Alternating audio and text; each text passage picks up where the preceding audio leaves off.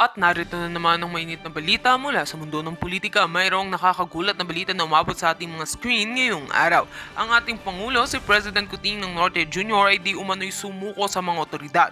Isang malaking pangyayari na nagdulot ng hindi inaasahang mga reaksyon mula sa mga nasa gobyerno at mga miyembro ng pamilya Marcos. Ayon sa mga ulat, ilang oras nang nakalipas na maganap ang isang kaguluhan sa Malacanang.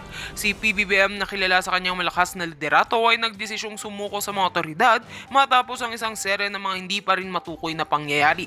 Agad naman itong ikinonfirm ng ilang mga opisyal ng gobyerno na malapit kay President Marcos. Isang hindi inaasahang pangyayari ang naganap kanina nang maggalit at magtalo sina First Lady Lizata Nasmags at House Speaker Martin Tambalos Los Romualdez dahil sa ginawa ng Pangulo. Ayon sa mga saksing naroroon, tila may isang seryosong hindi pagkakasunduan sa pagitan ng mag-asawa at ng kanilang kamag-anak na si Romualdez. Nakasaad sa mga ulat na nagsimula ang kaguluhan ng magdesisyon ng Pangulo na gumawa ng isang hakbang na labag sa mga plano ng kanyang pamilya at ilang kasamahan sa gobyerno. Wala pang official na pahayag mula sa Malacanang ukol sa buong insidente. Subalit, maraming tanong na agad na lumabas patungkol sa tunay na dahilan kung bakit nagdesisyon si PBBM na sumuko sa mga otoridad. Ang ilang mga eksperto ay nagsasabing ito ay maaaring may kinalaman sa mga isyong legal at politikal na kasalukuyang kinakaharap ng bansa. May mga nagsasabing ito ay maaaring may kinalaman sa mga kasalukuyang kaso ng ilang miyembro ng administrasyon na nagdudulot ng tensyon sa gobyerno. Patuloy na sinusubaybay ang sitwasyon ng mga otoridad at ng mga pamilya Marcos at Romualdez. Ayon sa mga opisyal, mabilis nilang isinasagawa ang mga hakbang upang linawin ang buong insidente at mapanatili ang kaayusan. Habang ang buong bansa ay nagmamasid, hindi pa rin matukoy kung ano ang magiging epekto ng pangyayaring ito sa buong administrasyon. At yan nga ang mga balitang ating pagkakatutukan, at kung bago ka pa lamang sa aking channel ay huwag kakalimutang mag-like, share and subscribe para updated ka sa aming mga bagong balita dito sa Tatak Pinas.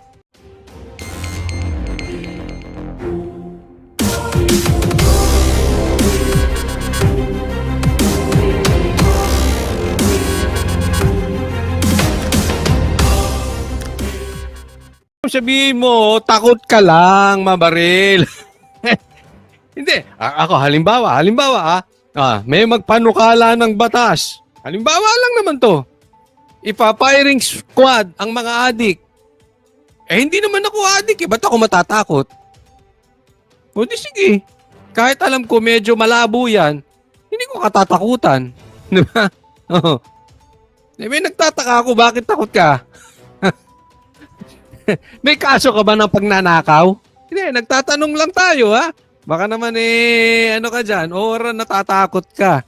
Di ba? Or siguro, baka may tropa ka na magnanakaw. Kasi ito wala namang problema eh. Alam nyo, para lang sa public officials yan.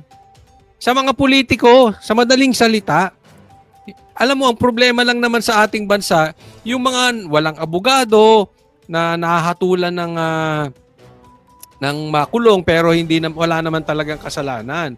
Pero ito hindi. Sa mga magnanakaw lang. Alam mo, dapat yan. Ako, sa akin lang talaga. Pabor ako dyan. Alam niyo bakit? Yung mga magnanakaw na yan, pumaputay yan ng tao. Maybe indirectly. Bakit? Isipin mo ang hirap ng bansa natin. Ilang taon na nating problema ang politika sa bansa. Kaya hindi na tayo umahon-ahon. Hindi nyo ba napansin? Yung dating behind sa atin dito sa Asia. Walang binatbat sa atin. Ngayon, talo na tayo. Bakit? Kuwa, bakit? Dahil sa mga magnanakaw na mga politiko. Hindi ko sinasabing ikaw ha. Kaya lang baka may tropa ka eh. Siyempre magkakaibigan kayo dyan mga politiko. Baka pinoprotektahan nyo. Kaya alam mo, walang mangyari sa atin eh, sa Pilipinas. Hindi makapagpasa ng batas na tatamaan sila mismong gumagawa ng batas. Sino ba ang problema natin? Di yung gumagawa ng batas. Bakit? Sino bang nagnanakaw? Di yung gumagawa ng batas.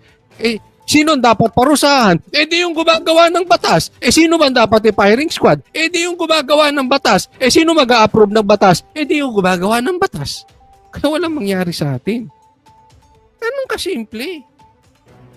Pero dapat, gawin nating hero yung mga mambabatas na gagawa ng batas para lipunin ang mga magnanakaw or mga tiwali na mambabatas. Agree ka ba sa batas? Chua? Yan po ay paglabag sa ating saligang batas. Nasa ating konstitusyon po yan na Dami mo bawal pala. po tayo magpapasa ng mga batas that is inhuman at saka cruel punishment. Nako. So doon pa lang po makikita po natin Bakit? Hindi ba inhuman din ang pagnanakaw? Politiko, mayaman na nakawan ang mahirap na Pilipino. So, mayaman nagnanakaw ng ninanakawan ng mahirap. Makatao ba yun? unconstitutional na o labag na sa ating saligang batas. Pangalawa, ako po naniniwala this is a form of class legislation. Dapat po i-categorize muna ito bilang heinous crime. So, Class legislation. Pamaya, babalikan ko yan. Ibabalik ko sa inyo yung sinasabi nyo, ililista ko na para hindi tayo makalimot. Class legislation. Paalala nyo, ibabalik ko sa inyo. Ha?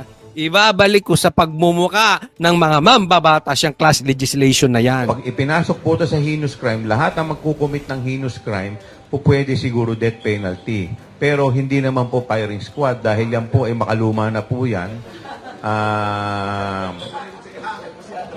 But I understand na yung mga statement na ito ay statement ng mga politiko na gusto lamang makakuha ng mga boto, gustong mapansin. May punto ka. Ano naman ang maitatawag natin doon sa mga politiko na sumisip-sip sa mga politiko para makakuha naman ng proyekto? Anong tawag natin doon? Chua. Ha? Ano itatawag natin? Ng tao, siyempre panahon ngayon ng kampanya, kaya yan sinasabi. Pero siguro, mas maganda kung pag-aralan niya muna yung kanyang sinasuggest dahil nagsasuggest ka ng labag sa konstitusyon Di po ba? So siguro mas maganda basahin niya muna yung konstitusyon o yung saligang batas bago siya mag-suggest ng isang batas.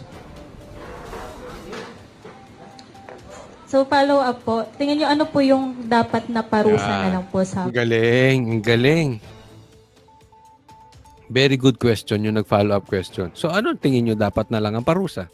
mga corrupt na opisyal ng Alam gobyerno? mo, yung existing laws natin mabigat na Actually, hindi naman yung parusa ang problema.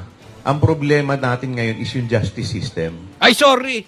I beg to disagree. I beg to disagree. May punto ka. May problema talaga tayo sa justice system. Tama ka naman dyan. Pero alam mo, may problema din tayo sa batas. Alam nyo, pansinin nyo, bakit ang mga Pilipino sa ibang bansa sumusunod sa batas? Bakit ang mga Pilipino dito sa ating bansa hindi sumusunod sa batas? Alam nyo kung bakit?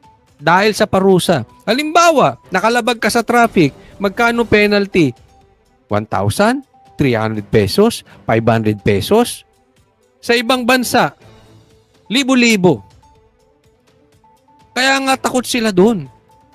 Bakit? May pangil yung batas, Chua. Sir Chua. Honorable Chua. Chuwariwap ni Tamba. Di ba? Ngayon, kung sakali lang naman may sabit ang ating justice system, pero mabigat ang parusa. Halimbawa lang, mapatunayan si Martin Romualdez na nagnakaw. At marami pang iba. Yung iba nakalusot. Dahil sira nga ang justice system natin. Pero may isang hindi nakalusot, si Martin Romualdez. Na firing squad. Isa lang. Sa dinami-dami ng magnanakaw sa Pilipinas, isa lang. Halimbawa lang yan Baka magsumbong ka doon sa boss amo mo Halimbawa lang. Sana. Halimbawa lang.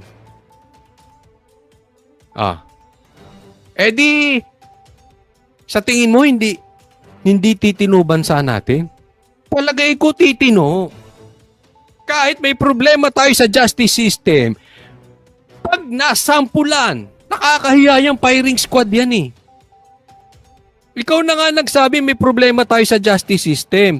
Matagal na may parusa sa magnanakaw. Yung kamakailan nga yung pabilog-bilog daw ang pangalan noon, si Mabilog.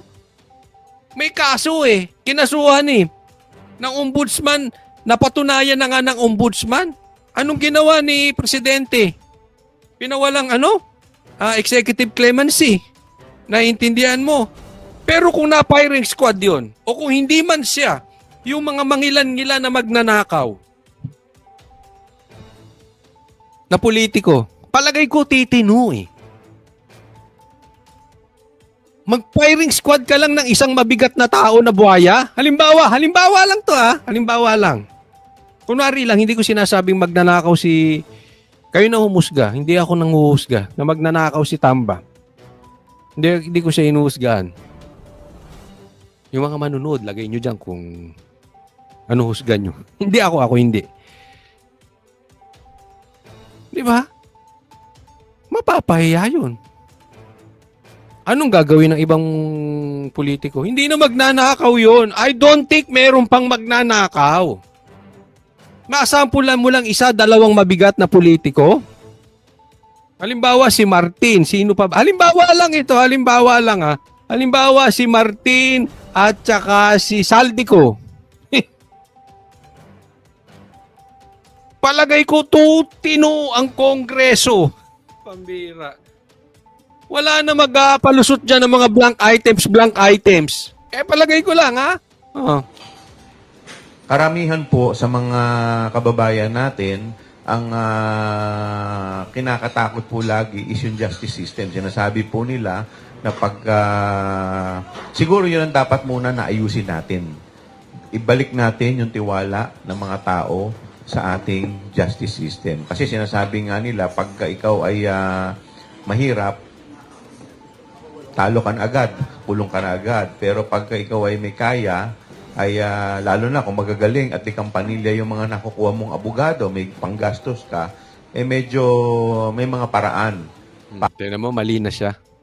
Kamali siya. Maling-mali ka dyan, Chua. Bumaong ka sa sinabi mo. Alam mo bakit? Tama. Ang problema sa atin yung mga maliliit. Yung may mga walang kaya. Pero may dekampanilya.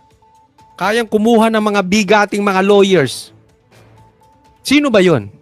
Di yung mga magnanakaw na politiko, sino bang tatamaan ng firing squad? Hindi naman kasama yung mga ordinaryong tao eh. Hindi naman kasama yung mga mahihirap. You are contradicting yourself. You are against yourself.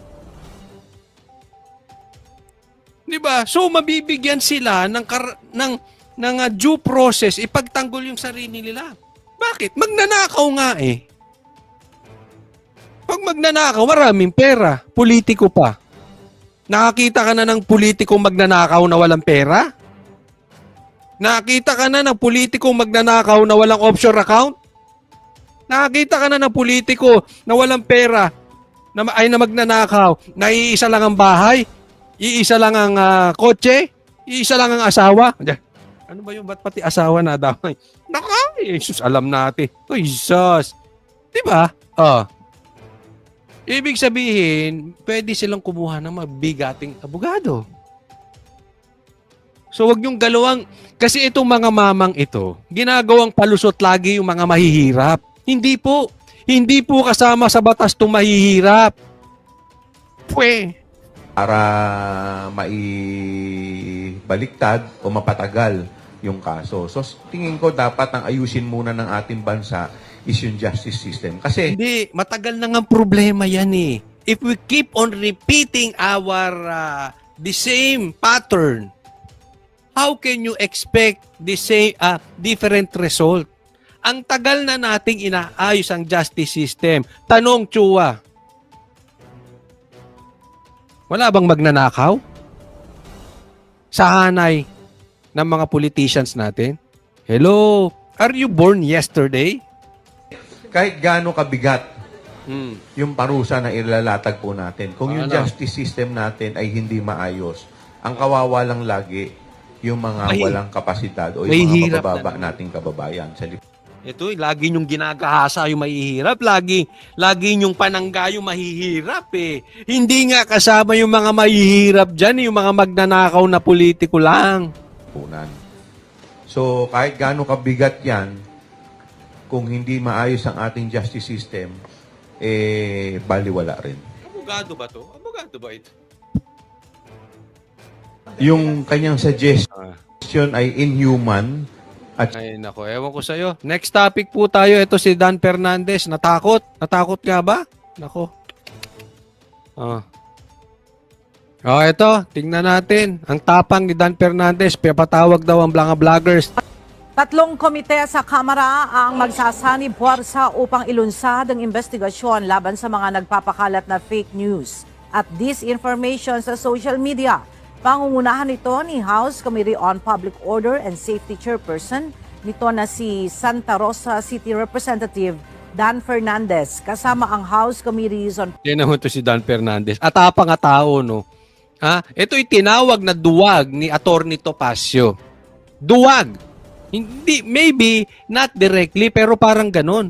Kasi may sinabi to si Dan Fernandez na parang pineperahan niya itong kanyang kliyente ni Topacio na si Cassandra Ong. Pinatatagal lang daw ni Topacio yung kaso kaya dapat sumang-ayon na si Cassandra Ong dito kay Dan Fernandez.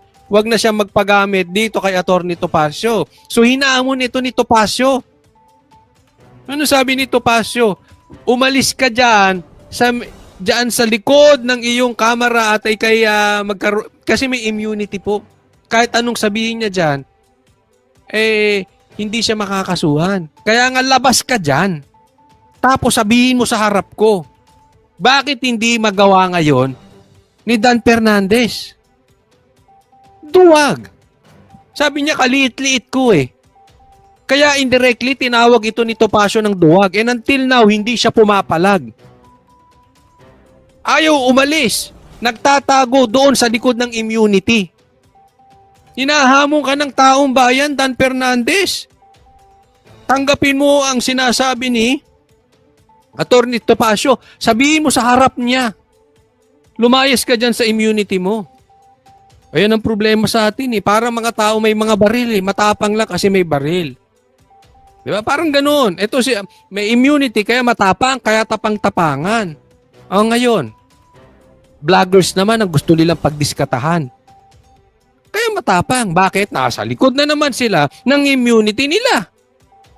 Ito. As of the making of this video, ang kumpirmadong naimbita, si Attorney Trixie at saka si, anong pangalan nito? Si Mark Anthony Lopez. Diba? So sila ngayon ang pinatawag. Pero hindi ko alam kung sino-sino pa mga ipapatawag. Pero tinan nyo, ang kinakaya nila, yung mga hindi pumapalag. Pero diyan kayo nagkamali. Attorney Trixie is not stupid. Kahit si Mark Lopez, matalino yan. Hindi. Ang talino niyan, Dan Fernandez, ay hindi galing sa Google. Kaya nga tinatawag ka nga mag-aral ka sa batas. Kung hindi ka man abogado, may mga staff ka namang abogado. Magpaturo ka ng maayos, hindi yung Google ka ng Google. Inaaral po yung batas. Matatalino to sila, Attorney Trixie, kahit si Mark Anthony Lopez, baka ini-small nyo. I-try mo pa English ka dyan. English ka na matis. Kung hindi, eto mga ito, nakaka-asar lang. Kasi katulad yan, class legislation, sinabi na po din yan. Ito, ako hindi naman po abogado. At ito yung pagkakaunawa ko kay Attorney Topacio dahil sinabi niya, hindi ka pwedeng magpatawag ng mga vloggers dahil para hindi inaatake ang Quadcom. Ang explanation ni Attorney Topacio, class legislation yan, hindi ka pwede magpatupad ng batas na para sa isang grupo, para hindi atakihin ng isang grupo. Yan yung sinasabi kanina ni Chua. Class legislation daw po yung ginagawa nung gusto magpanukala ng firing squad. Chua, double standard ka. Ba't hindi mo sabihin yan kay Barbers tsaka kay Dan Fernandez? Bakit kayo magpapatupad ng batas nang hindi kayo maatake? Anong klaseng in aid of legislation gagawin nyo dyan? Di ba? Para sa akin, that's pure harassment. Dahil si Atty. Trixie, talaga namang, at si Lopez, alam nating masugid na tagasunod ng mga Duterte, wag na po tayong maglokohan. At alam natin na dati sumuporta rin sila kay Bongbong Marcos. Pero na-discover nila na budol-budol si Marcos kaya bumaliktad na sila. Yan ang katotohanan yan. Hindi kayo tanga. Alam nyo yan. Kaya sila naman ang haharasin nyo. Para ano? Yung blank items, yung blank space. Sino man ang nag-fill up niyan, dapat makasuhan. Pero ililihis nyo. Idadali nyo kayo sa vloggers. Diba? Ganyan ang mga pautot ninyo. Kakornihan nyo. Parang yung kakornihan mo na nagpapalugo ka na matanda. Trabaho ba ng gobernur? Kasi tumatakbo tong bilang gobernur eh. Trabaho ba ng gobernur magpali? Hindi ka naman I have nothing against doon sa mga nagpapaligo ng matanda. Pero paipik kasi bakit ka magpapapicture, nagpapaligo ka ng matanda? Halatang halata na nire-rape lang yung matanda. Ginagamit yung mga matatanda. Huwag ganun. Mag-e-eleksyon, bigla kang ganun. Bakit dati hindi ka naglabas ng ng mga litrato na may nagpapaligo ka ng matanda? Anong kakornihan yan, Dan Fernandez? Public Information at Information and Communications Technology. Nakapagsagawa na ng closed-door meeting ang Tri-Committee para sa briefing ng mga kinatawan ng social media platforms gaya ng TikTok, araw ng Lunes, January 27. Sa susunod na linggo, nakatakdang magsimula ang unang public hearing ng Atty. Trixie, Mark Lopez, magdala na kayo kasi papakontem kayo. Pagka dumating dyan si Paduano, sigurado mainit na naman ang ulo nun. TRICOM. Kasi itong investigasyon na to Kasi merong final sa akin ng mga 60 mga Kapang mo, hindi ka nga makasagot kay Topacio. mga House bills. And meron din privilege speech si Congressman Ace Barbers. At merong resolution na ipinail din. So kung titingnan mo, sama-sama siya. Hindi lang siya yung mga creation of mga content na talagang nagkakaroon ng false information na nadi-disseminate nila. But of course, yung digital literacy as well. Alam mo, Dan Fernandez, bibigyan kita ng halimbawa. Mas marami pang fake news ang mainstream media ngayon. Are you not aware of that? Hindi ka tanga. Ako'y naniniwalang hindi ka tanga. Ang daming pinapakalat ng mainstream na peke. Ba't hindi nyo sila paginitan? Yung mga supporters na vloggers ni BBM, ang daming pinapakalat na kalokohan, na fake news. Ba't hindi nyo iimbestigahan? Ba't hindi nyo rin ipatawag? Yung mga vloggers na sumusuporta kay Tamba, may mga fake news din. Gaya ng mga BBM vloggers, pare-parehas fake news yan, dalawang yan. Bakit hindi nyo patawag? Double standard kasi kayo. Naglolokohan tayo? Sa tingin nyo, yung mga sumusuporta na vloggers kay BBM, malinis? Come on. Ang bulag-bulagan kayo. Gusto natin magkaroon ng code of conduct ang ating mga social media platform users, no? Second, magkaroon ng disiplina. Sa tingin mo may disiplina yung mga vloggers na sumusuporta kay Marcos at saka kay Tamba? Sila nga puro